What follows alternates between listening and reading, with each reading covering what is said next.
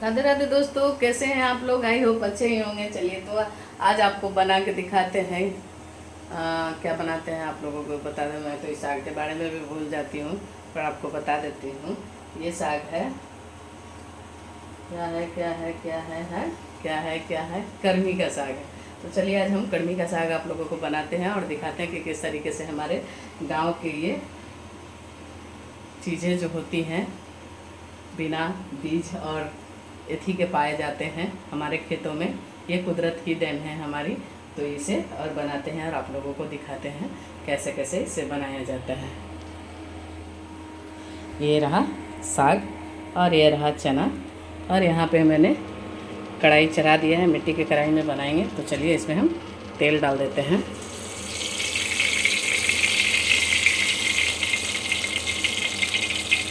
काम भर हमने कोना हमने उल्टा पकड़ रखा है।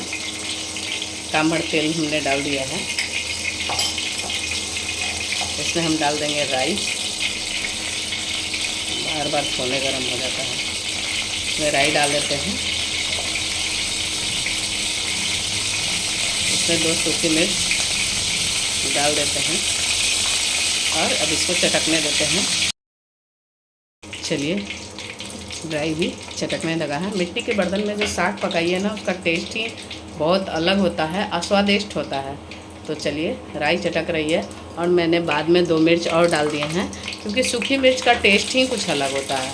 उसका तड़का लगाने का बात ही कुछ। अब कितना भी हरा मिर्च डाल दीजिए उसका टेस्ट नहीं आता है। तो हम लोग ज़्यादातर इस्तेमाल करते हैं सूखी मिर्च ही। बाकी बहुत लोग हरा मिर्च, बाकी हरा मिर्च का कोई स्वाद नहीं है भाई, उसका कोई मेल नहीं है। तो हम यहाँ पर राई के चटकने का इंतज़ार कर रहे हैं और सूखी मिर्च भी अच्छी से पक चुकी है। अब यहाँ पे हम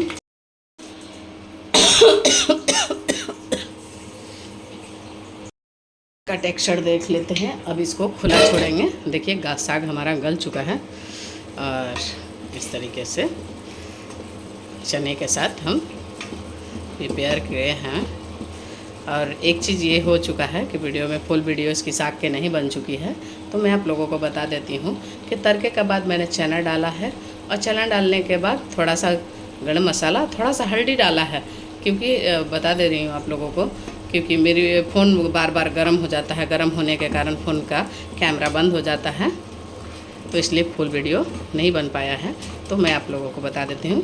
पहले फ़ौरन तो आपने देख लिया। फ़ौरन के बाद हमने चना डाला था, उसके बाद थोड़ा सा साग डाला था और उसको खूब बढ़िया से भून लिया है। अब भूनने के बाद थोड़ा सा हल्दी और थोड़ा सा वो गरम मसाले जो बेसिक होते हैं हमारे, वो डाला है। और उसके बाद साग डाल के मैंने नमक डाल के ढक दिया था इसको गलने के लिए। देखिए अच्छे तरीके से गल चुका है। अब इसको हम पकने देते हैं।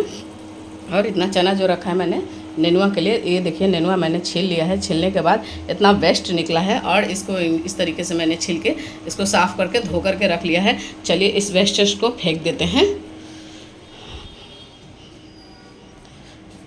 इस वेस्ट को फेंक ही देना है, कुछ करना नहीं है। आते हैं कचड़े वाले, कचड़ा लेके चले जाते हैं। तो चलिए इसी में धो करके हम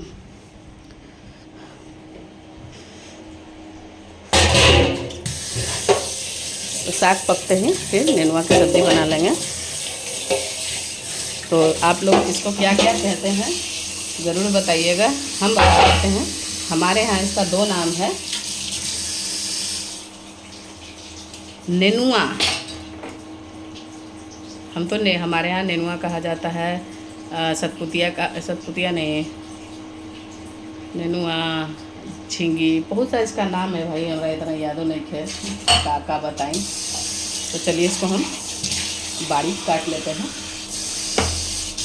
और साग पकड़ा है हमारा टेस्टी साग। ये कर्मी का साग है, तो ये कर्म देवता के लिए ये कर्मा धर्मा में बनाया और खाया जाता है। तो आज हम अपने ठाकुर जी को भी बनाएंगे और खिलाएंगे। हमारे ठाकुर जी को बहुत पसंद है। तो चलिए नेनुआ चीर लेते हैं पहले। चलिए हमारा साग बन के दम रेडी हो गया है। तो आप लोग को कैसा लग रहा है हमारा साग, कौची के साग? अब आप बताइए, फिर से बताइएगा। कर्मी के साग। तो चलिए इसको ट्रांसफ़र करते हैं अपने बर्तन में और ट्रांसफ़र करके फिर नेनुआ की सब्ज़ी बनाते हैं। इसको निकाल लेते हैं। देखिए एकदम भूंज के एकदम रेडी हो चुका है, टेस्टी। हमारी कढ़ाई मैंने साफ़ कर दी है और यहाँ साग निकाल के रख दिया है। और इसमें भी धोने की ज़रूरत नहीं है क्योंकि उसमें नेनुआ की सब्ज़ी में घास पात डलाते रहता है। तो इसमें हम फिर से राई डाल लेते हैं। यहाँ पे हमने 4 सूखी मिर्च ले लिया है। अब इसको हम चटकने देते हैं। अब यहाँ चटकने देते का मतलब समझिए कि एक काम और कर लेते हैं। चलिए यहाँ पर आलू के चोखा देख लेते हैं, दाल देख लेते हैं, दालवा कैसन बनल बा तो कोने चटक जाई। ये देखिए इसमें आलू डालल है, इसी में लोइया डाल देते हैं छील के। दालो हो गए 1 पंथ और 2 कारज हो जाता है। आलू भी सीख जाता है, दाल भी हमारा पक जाता है। तो कटोरे का यहाँ हमारे पास कमी हो जाता है, क्या ही करें। 2 कटोरे दोनों कटोरे वहाँ फंसे पड़े हैं। एक नीचे मैंने दे दिया है। तो चोखा के लिए हम प्लेट को इस्तेमाल करते हैं। यहाँ तेल को ढक देते हैं, यहाँ साग को ढक देते हैं और यहाँ चोखा को निकाल लेते हैं।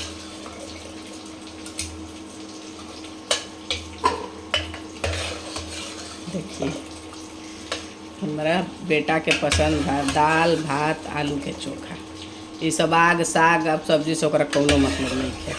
मस्त तो थोड़ा सा अच्छा लगा तो खाया और नहीं तो ओकरा भाई चाहिए दाल भात चोखे। ओकरा इसी वक्त कुछ है, पता नहीं ये क्या है।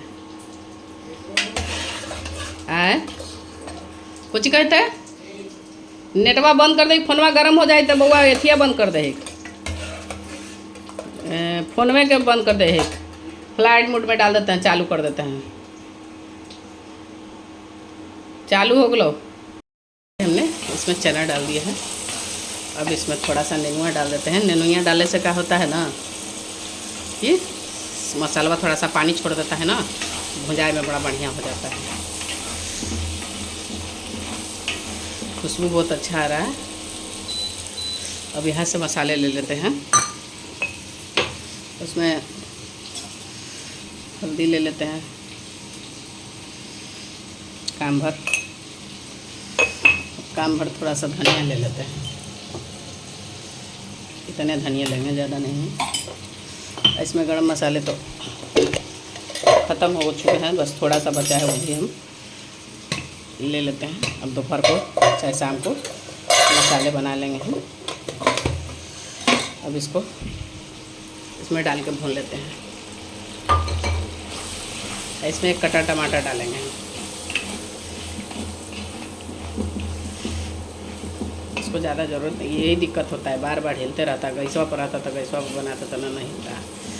चलिए हमारा मसाला भून चुका है, इसको ज़्यादा भूनने की ज़रूरत नहीं है। नेनुआ सादे तरीके का बनता है। चलिए ये बन गया, नेनुआ का मसाला भुना गया। अब इसमें हम सारे नेनुआ को डाल देते हैं।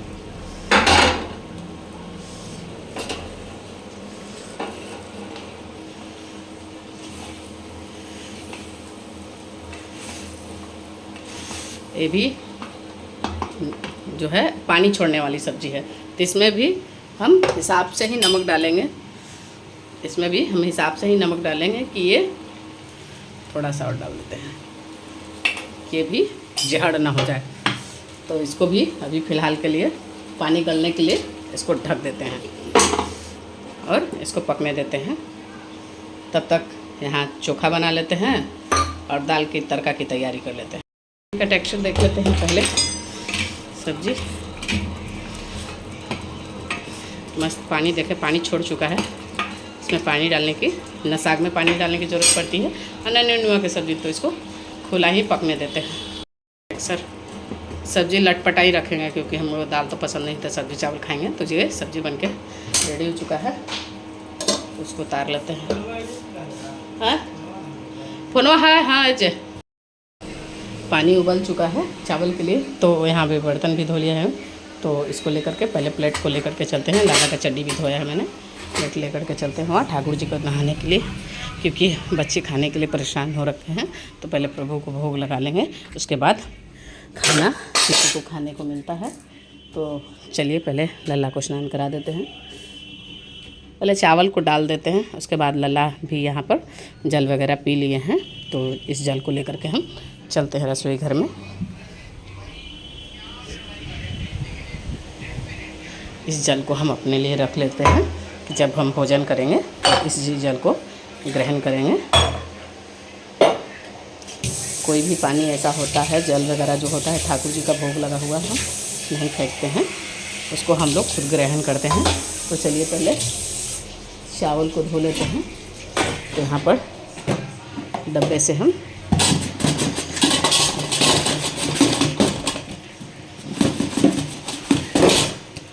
चावल निकाल लेते हैं।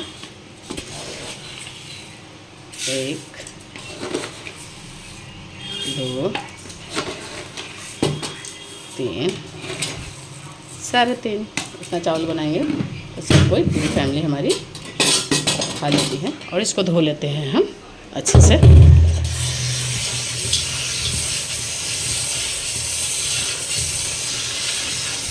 चावल अच्छे से धुल चुका है, पानी देकर किस तरीके से उबल रहा है।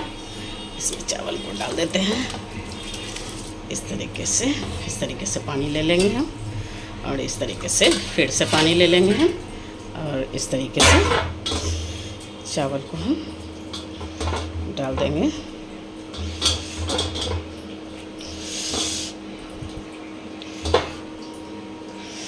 ऐसे डाल देंगे हम, बर्तन को रख देंगे और चावल को चला देंगे। पूरा चावल चला देने से क्या होता है कि अंदर चावल बैठता नहीं है।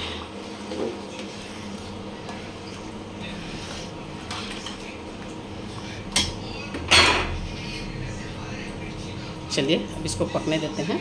अब चलते हैं हम सूर्यदेव को जल दे देते हैं।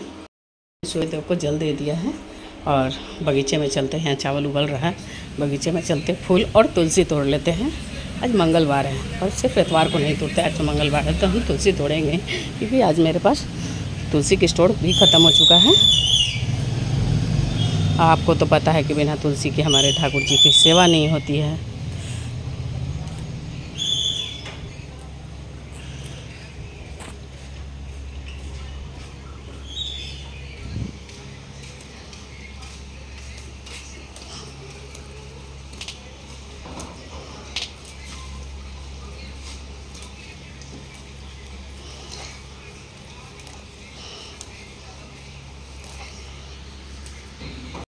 को स्नान करा दिया है मैंने, और लाला को इस तरीके से बिठा करके जो भोग बनाया था सबसे पहले भोग लगा दिया है, क्योंकि लाला को मैं बाद में तैयार कर दूँगी, बाद में श्रृंगार कर दूँगी। पर लाला को बहुत कस के भूख लगा हुआ था, तो मैंने लाला को प्रेम से पहले भोग लगा दिया है। तो हमने लाला को पहले लगाया है चोखा, साग, सब्जी, तनौड़ी का भोग मेरे लाला को लग चुका है। तो और जल है। तो चलते हैं अब रसोई घर में, प्रसाद को उठा करके रख देते हैं। आप भी मानसिक तौर पे प्रसाद को ग्रहण कर लीजिए और चलिए और ठाकुर जी की सेवा पूजा करते हैं। राधे राधे। हमें ये भाव लगा कि मेरा लाला बहुत भूखा है, तो पहले भोग लगा लेते हैं, फिर लाला को हम स्नान ध्यान करा देंगे। राधे राधे। तुझको यूं ही देखता रहूं जी भर के, मुझे हक है, मुझे हक है, यूं ही आँखों से तुझको देखता रहूं, मुझे हक है, मुझे हक है, क्योंकि आप मुझसे प्यार करते हैं ये भी पता है, तुझको दी भर के देखता रहूं, मुझे हक है, मुझे हक है, तुझको यूं ही जी भर के देखता रहूं, मुझे हक है, मुझे हक है। कमेंट करके बताइए मेरे ठाकुर जी कैसे लग रहे हैं। ये देखिए तुलसी और पत्रावली के श्रृंगार में। आप लोग बताइए जी हमारे ठाकुर जी, हमारे बिहारी जी कैसे लग रहे हैं, है ना।